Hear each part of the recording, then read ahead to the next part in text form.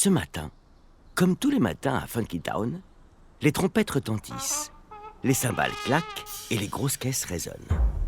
Un récital par-ci, un concert de jazz par-là, une battle de rap au coin de la rue, la ville se réveille.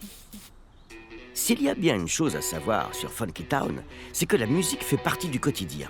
Les habitants pensent musique, respirent musique, mangent musique, parlent musique. Hier après-midi, pendant la finale de foot, les supporters ne se sont pas déplacés pour assister au match, mais plutôt pour le concert donné à la mi-temps. Et ce soir, pour l'avant-première du dernier film en vue, le tapis rouge ne sera pas traversé par des acteurs, mais bien par le compositeur de la musique et son orchestre.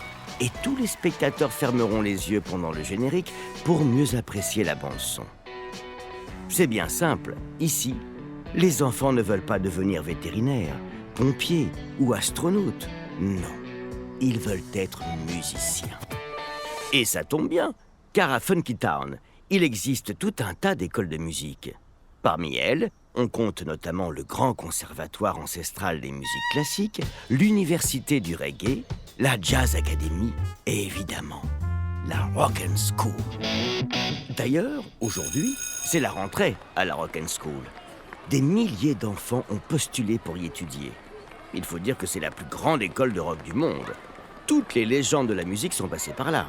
Y entrer, c'est le moyen le plus sûr de devenir un grand musicien, une star reconnue par tous. Y entrer, c'est avoir sa propre chambre. C'est pouvoir chanter partout, même dans la cafétéria. C'est avoir accès à des dizaines de salles de répétition et participer à des concerts donnés à tous les étages. L'école en elle-même est sans aucun doute le plus impressionnant bâtiment de la ville. Situé sur une colline qui domine Funky Town, ce manoir colossal accueille plus d'une centaine d'élèves et une vingtaine de professeurs. Ces tours sont si grandes qu'elles chatouillent les nuages. Ses murs en pierre et ses longues fenêtres lui donnent un aspect solennel. Et le portail qui ouvre sur la cour est aussi haut qu'un arbre centenaire. Devant, les nouveaux étudiants trépignent à l'idée de pénétrer dans ce lieu légendaire, leur baluchon sur le dos. Ça y est, les portes s'ouvrent. Les enfants se pressent pour rentrer dans la cour. Un petit bureau est installé au milieu. L'homme, assis derrière, est aussi grand que large, avec une épaisse moustache blanche qui lui donne un air de morse. Il consulte un énorme registre.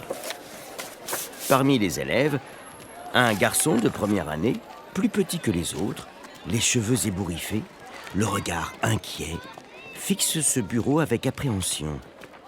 C'est Solal. Solal Zender. Un nom de famille plutôt célèbre à la Rock'n'School. Et c'est bien normal, sa mère, son père, ses sœurs et son frère ont tous fréquenté cette école avant lui. Aujourd'hui, ce sont des musiciens accomplis qui ont fondé l'un des groupes de rock les plus populaires du moment. Tournées à guichets fermés, hôtels de luxe et séances d'autographes, les Zender mènent une vie de star. Mais pour Solal, le chemin vers la célébrité est encore long. Il est incapable de jouer en public sans trembler comme une feuille. Je fais ce que je peux, mais j'y arrive pas. Il espère que la Rock'n'School l'aidera à vaincre son stress pour lui permettre de monter sur scène avec sa famille.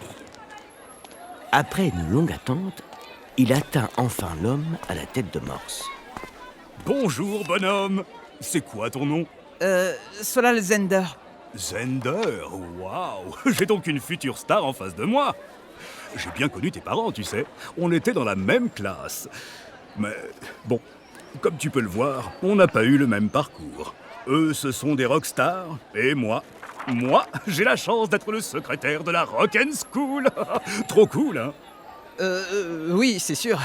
Alors dis-moi, de quel instrument est-ce que tu joues? En digne fils des Zender, Solal sait déjà jouer d'à peu près tout, mais il ne sait pas trop ce qu'il préfère. Aide-le à choisir.